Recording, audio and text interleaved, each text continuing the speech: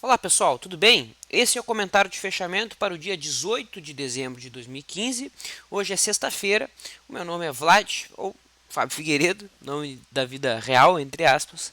Trago os movimentos e os principais destaques deste pregão que praticamente encerra o ano aí de 2015. Né? A gente tem mais 2 semanas ainda de pregões, porém o volume e a liquidez tende a diminuir bastante na véspera de Natal e véspera de Ano Novo, com a situação voltando ao normal no dia 4 de janeiro. Vamos comentar então os movimentos aí do Ibov, que hoje apresentou uma queda, né? E vai, no momento, fechando na mínima do ano de 2015. É o menor fechamento do ano. 43.910 pontos. Né? Aqui em setembro a gente tem um fechamento de 43.956 pontos. Então, mercado fechando bem baixista, perdendo fundo anterior, perdendo suporte. A tendência já era de baixa. Né? Aquele sinal de inflexão que tivemos na quarta-feira, que chegou a ser acionado ontem, é frustrado, né? Então o mercado inflexionou, sim, inflexionou, mas inflexionou por um curto período de tempo. O canal de baixa que o Ibovespa trabalhava é rompido para baixo. A gente pode agora duplicar esse canal e observar aqui a nova rota de movimentação. E essa sombra que foi feita lá em agosto, ela não chega a ser um suporte, né? Um suporte muito forte, muito importante, porque é só uma sombra, né? Isso realmente deixa a situação não tão confiável. Então começa a ganhar corpo a possibilidade do mercado estar se livrando aqui do suporte dado pela mínima de 2013, mínima de 2014 e a mínima desse ano. Tá? Vamos ver o que o mercado apresenta. Algumas curiosidades interessantes. Né? Esse ano de 2015 vai fechando em queda. Né? Esse aqui é o gráfico anual. Perceba que é o terceiro ano de queda consecutiva. Se a gente coloca as médias móveis, a gente pode perceber que nesse gráfico, obviamente que não dá para montar estratégia de trade em cima de gráfico anual, mas dá para ter uma noção num prazo bem afastado. Né? A gente pode observar que o Bovespa vai fechando abaixo da média móvel de 9 períodos. Na realidade, na ponta do lápis fechou ano passado, né? Abaixo da média móvel de exponencial de 9. Esse ano perdeu a média e consolidou, então, abaixo desse patamar. Percebam que agora a próxima média, que costuma ser obstáculo, se esse aqui fosse um gráfico diário ou intraday, a média que seria objetivo é a média móvel de 21 períodos. Né? Aqui no gráfico anual ela está passando lá na zona dos 34 mil pontos para ser mais exato. Se a gente coloca o gráfico mensal, percebemos todas as médias apontando para baixo, as mais curtas, né? 9, 21 e 50, e a média móvel de 200 é a única que sobe de longuíssimo prazo, passando lá em 39.540, ou seja, está aberto o caminho para o mercado renovar aí mínimas, seja na próxima semana, nas próximas semanas ou no comecinho do ano de 2015, eventualmente tocar aqui essa linha de referência desse canal de baixa que o mercado trabalha desde 2010. Né? Vamos ver o que o mercado vai fazer, estou bem curioso para assistir. O ING16, o índice futuro, abriu em gap de baixa, chegou a mostrar força, né, rompendo aqui a máxima da primeira hora, encontrou a média móvel de 21 períodos, rompeu, mais tarde passou para baixo dela e seguiu em queda. Não teve nenhum enquadramento perfeito dentro do modelo que a gente trabalha. O dólar, por sua vez, testa resistência no gráfico diário. Agora não só testa, né, está rompendo a resistência de... Opa, perdão. Está rompendo a resistência, né, o maior fechamento aqui da congestão, e isso abre espaço para o dólar visitar a máxima do ano. Tecnicamente, essa é a expectativa. Essa rota simétrica que estava aqui desenhada se desfaz.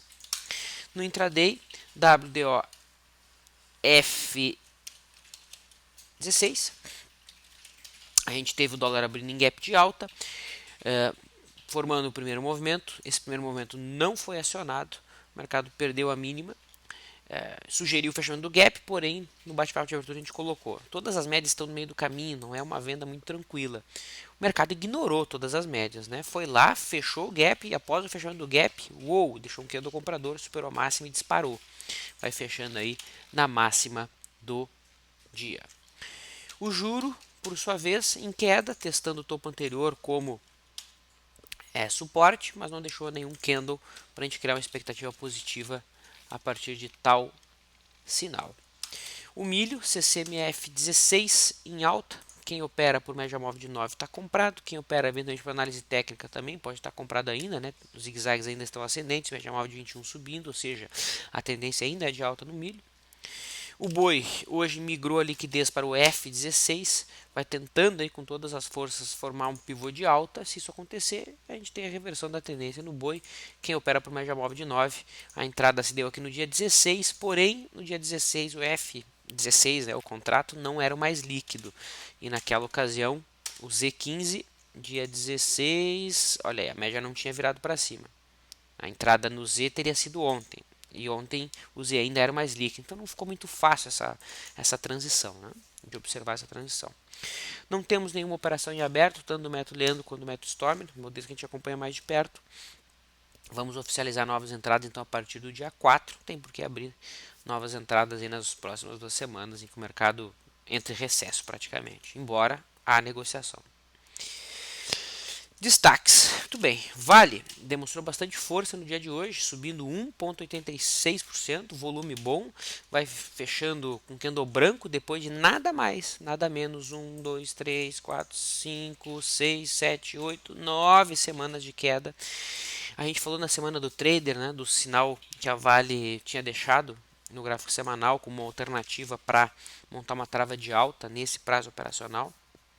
Quem acompanha no LS Live conseguiu eventualmente entrar junto comigo. A expectativa então é de retorno à média na Vale. O primeiro objetivo fica em 11,66 e o próximo em 13,60. Tá? Esses aqui são objetivos de gráfico semanal. No diário o mercado já atingiu o alvo, né, que seria a média móvel de 21, atingiu ainda na quarta-feira. A Petrobras tocando suporte, deixando doji dentro de tendência de baixa. Se perder a faixa do 7, abre espaço para a busca dos 6,45, 6,60. Tá? CROT 3 em boa queda, embora no gráfico diário não tenha uma tendência tão bem definida, né? As médias aí louquinhas se cruzando. Gol 4 renovando mínimas, olhem que queda, né, importante da Gol, caiu nada mais nada menos que 80% aí no ano de 2015, uma queda vertiginosa. O mercado chegou a acionar um triângulo descendente aqui no gráfico diário, forçando um pouquinho a barra, né?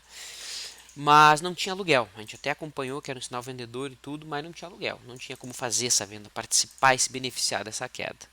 A projeção a partir da amplitude nos dá um alvo para Gol lá em 2,40. Como não falar delas, né? Dos papéis da siderurgia. Uzi Minas, meu Deus do céu, 1,45. Se a gente afasta esse gráfico 2000, a gente procura suporte, só tem lá em 70 centavos, depois em 30 centavos. O papel perdeu a retração de 618. Né? Até deu uma comprinha aqui de retorno à média, na minha visão. Estava em cima da linha de referência do canalzão de baixa e tudo mais. O mercado não quis nem saber. Perdeu, estopou. Quem montou posição ali, a gente pode até duplicar aquele canal e eventualmente observar que aqui seria o próximo alvo, né? Onde há congruência de suporte com a linha de referência. Triste, né? Para quem está comprado, é claro.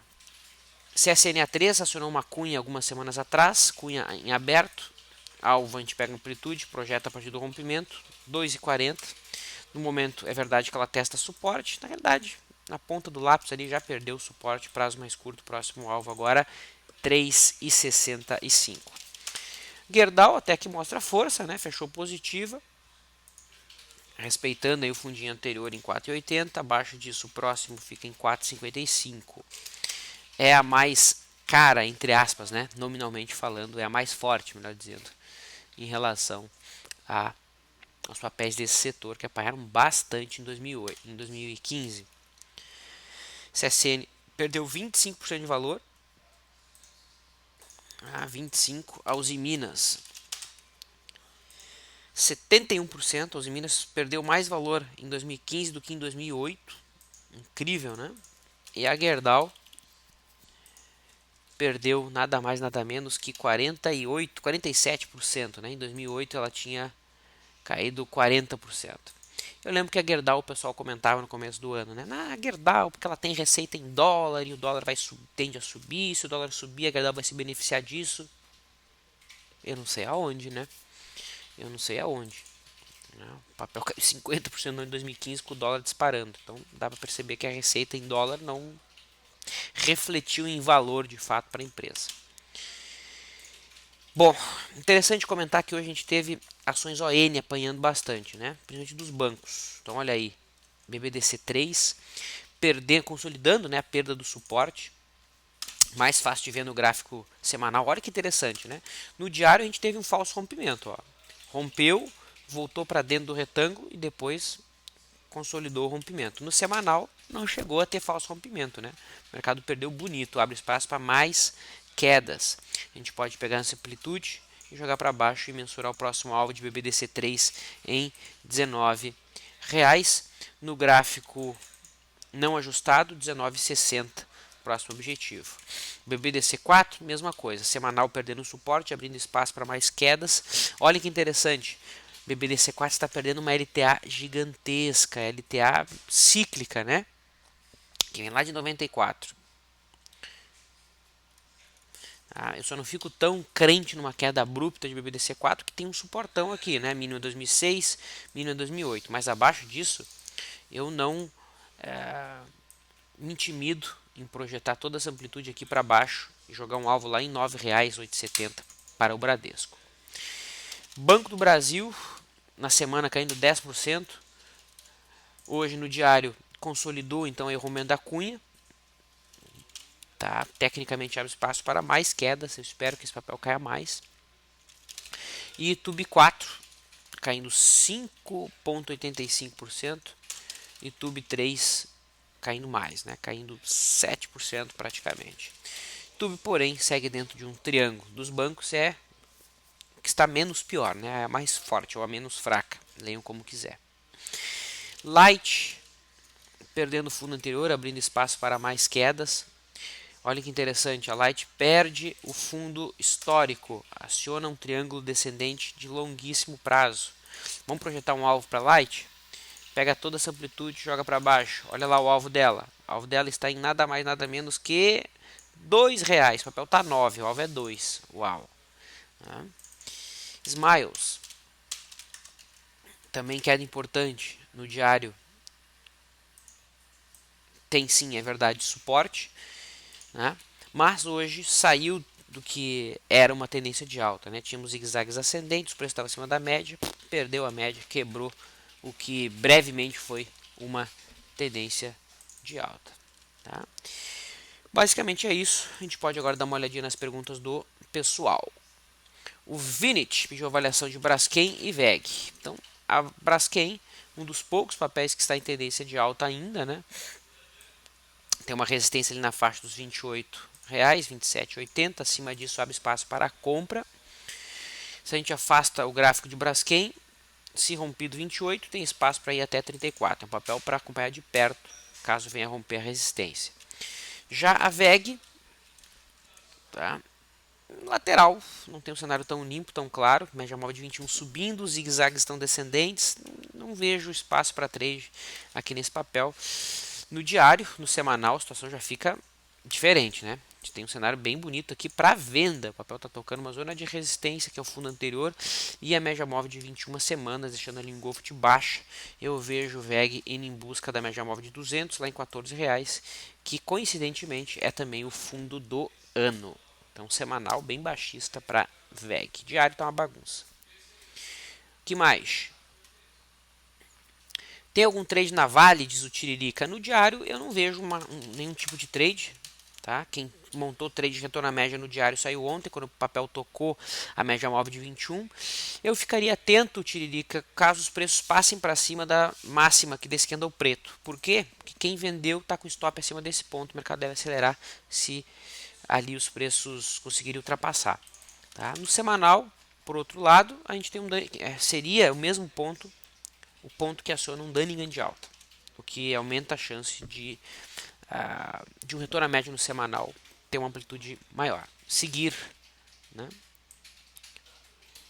Do retorno à média seguir.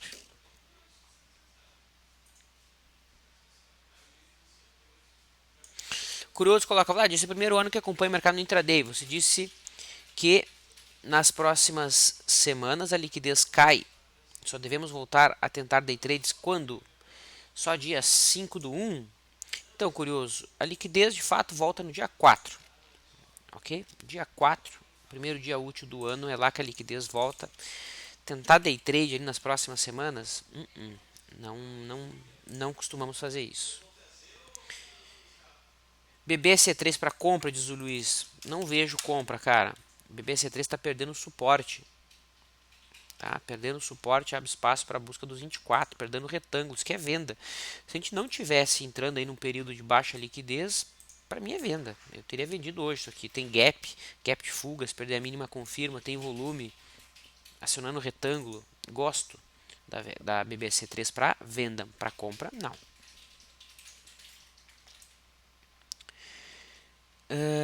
James, boa tarde, Vlad. Venda esse fechamento de hoje. Acho que agora está tudo certo para ocorrer aquela queda forte e rápida até os 30 mil pontos, para aí sim fazer o fundo da década, como o Leandro vem alertando. Aí sim vai ser a hora de sair da renda fixa e ir para a renda variável.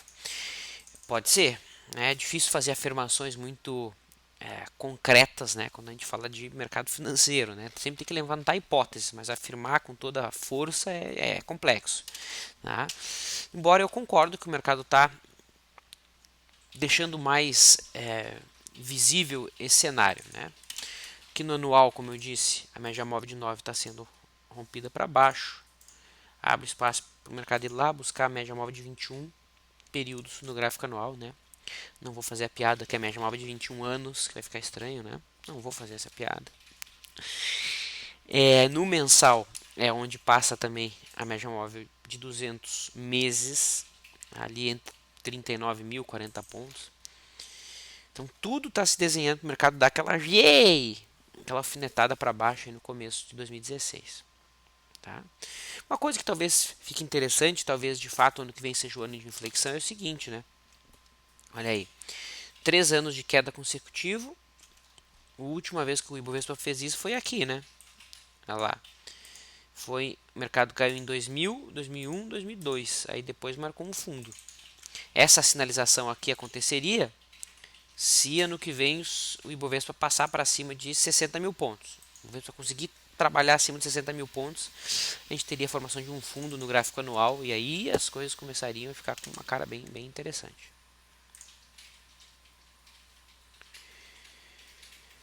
Vlad, poderia comentar se existe no sistema de correlação estatístico o percentual entre Ibovespa e o dólar, pelo menos graficamente falando, quando fica explícito. Acho que ele fez duas perguntas, ele só não pontuou, né? Então, novamente, Vlad, poderia comentar se existe alguma correlação estatística entre o Ibovespa e o dólar?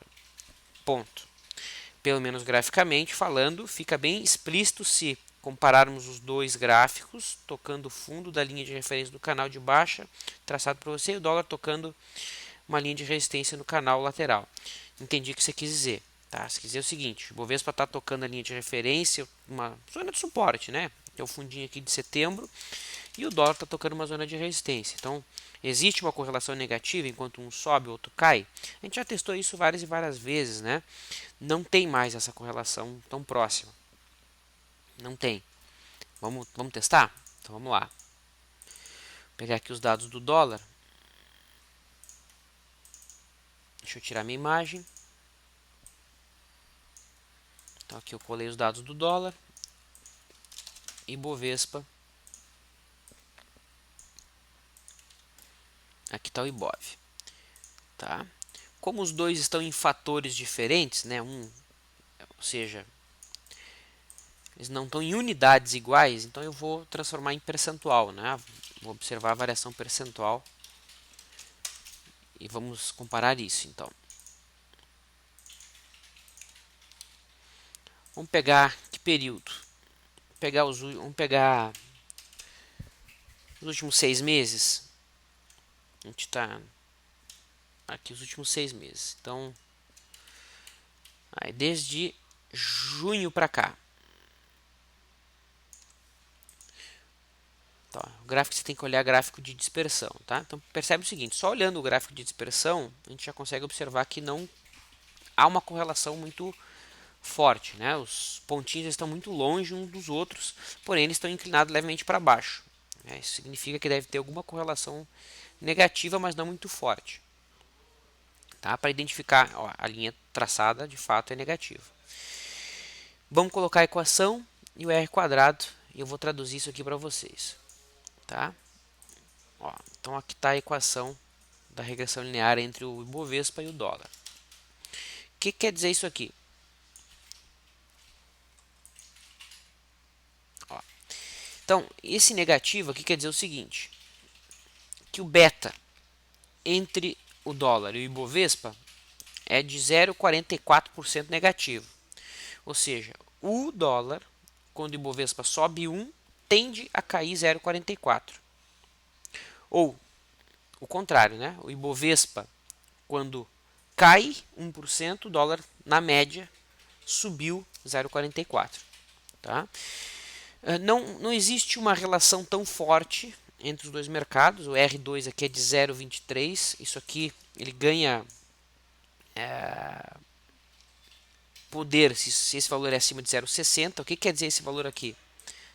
Esse valor que eu vou colocar em verde. Quer dizer o seguinte, que o Ibovespa, a movimentação do Ibovespa explica somente 0,24% do movimento do dólar. Isso é lógico, né? O que explica mais o movimento do dólar? O fluxo de investidores estrangeiros, a taxa de juros americana, o movimento do S&P 500, o petróleo, sei lá eu, o que pode explicar o dólar aí, tá? Mas não é uma correlação tão forte. Para a gente descobrir exatamente qual é a correlação, é só tirar a raiz quadrada do R quadrado, porque o R em estatística é a correlação, né? Então tira a raiz e a gente chega à conclusão seguinte, ó, que a correlação é de 0,50. 0,50.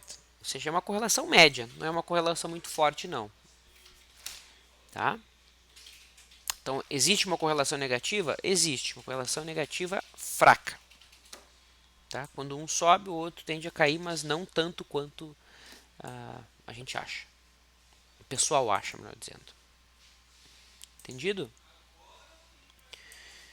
Muito bem. Luciano pediu uma avaliação de Klabin, então KLBN11. No gráfico diário, mais um papel que estava em tendência de alta e saiu dessa tendência de alta. Fez aqui a simetria que a gente havia proposto. Ó, esse aqui era o movimento esperado, a queda de hoje. O mercado fez exatamente aquilo que havia sido desenhado. Há o teste de uma zona de suporte, mas dentro de uma tendência de baixa. Os preços não estão tão distantes da média móvel em relação à volatilidade, muito pelo contrário, né? A banda que vinha estreita abriu. Isso, na minha visão, abre espaço para uma queda de amplitude maior. Tá? A gente pode traçar uma linha de referência aí e encontrar um canal. Olha aí, eu achei que o mercado já tinha perdido o canal.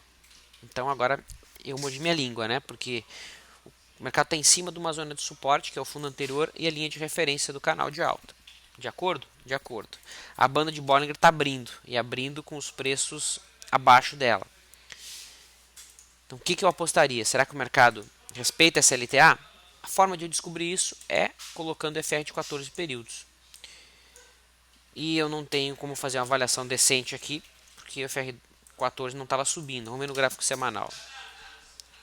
Também, né, não há um cenário tão limpo. Então a situação ficou um pouco confusa. Está em cima do suporte? Está. Bandas estão abrindo e sugerindo mais queda? Estão. O que eu vou fazer? Vou comprar ou vou vender? Nada. Uma coisa está me dizendo uma coisa, outra coisa está dizendo outra coisa. Então o que eu vou fazer? Eu vou ficar no meio, fazer nada. Tá aí, Luciano. Os cebolitos. Vlad, você tem carteira de acumulação de ações? Tenho. O que fazer com a partir do sinal de hoje? Comprar mais quando for o sinal? Quando o sinal... O que fazer com o sinal a partir de hoje? Comprar mais quando o sinal for correto ou estopar todos os papéis? Cebolitos, carteira de longo prazo é acumulação. O que é acumular? Acumular é comprar sempre, todo mês. Tá? Então não tem melhor hora de comprar. Já foi mais do que provado, tá, que o momento que você compra ações não importa. Não importa se você comprou a 20 ou comprou a 10 para o cara que acumula ações. Porque o cara que acumula, ele não tá. O sucesso dele não é mensurado com o ganho de capital. né? Não importa. O que importa para o Carga Acumulações é o reinvestimento dos dividendos. Tá? Lê esse livro aqui. Ó.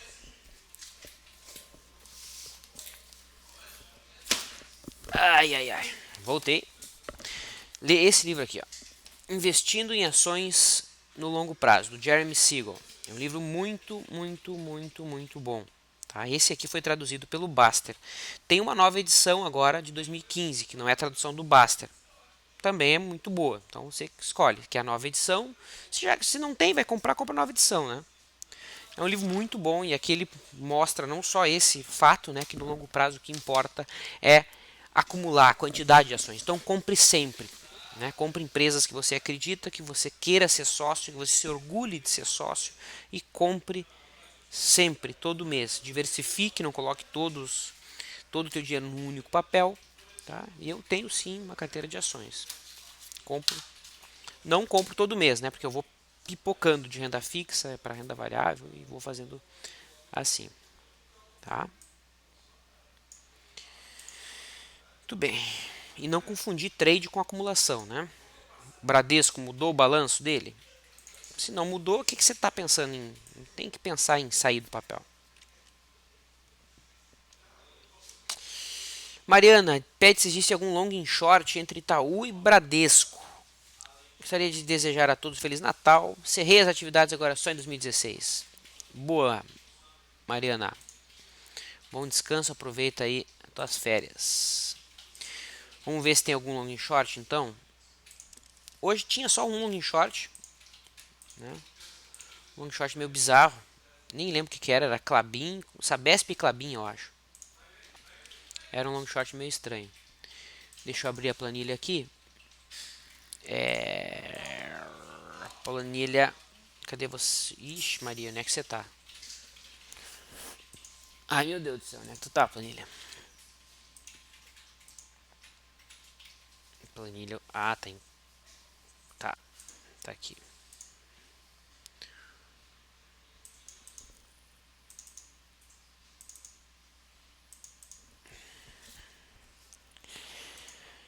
Ah, essa planilha aqui é bem pesada.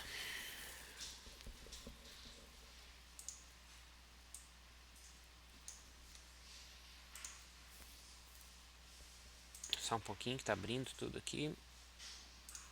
E aí a gente pode fazer isso tudo ao vivo. Ai, shit. Não, não para todos. Tá. Então vou colocar aqui. Deixa eu tirar minha pessoa. Aí. Colocar aqui. Qual que é o papel que você quer? Bradesco e Itaú, né? BBDC4 e ITUB. Vou colocar aqui fórmulas para calcular, né? E não existe. É um par cointegrado. Né? Só que não está no ponto de montar nada, né? Ó, o resíduo está bem na média aqui. Então nem BBDC4 contra Itaú e nem o contrário. Não, nem o contrário, está na média. A única diferença é que Itaú contra BBDC4 não está com integrado. Então não vejo nada a fazer. Eu sei que tinha Bova 11 contra Itaú. Ó, era compra de Bova e venda de Itaú. Ó, esse par aí. Isso aqui era um que a gente abriu essa semana. Compra de Bova e venda de Itaú. Então para cada 1.000 Bova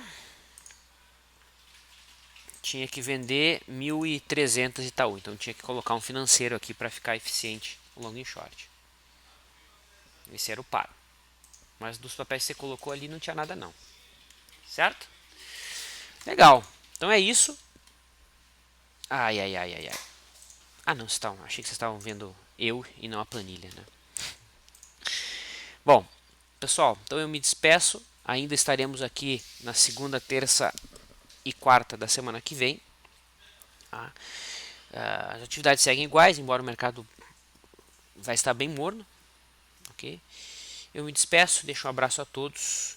Tenham um bom final de semana. Valeu!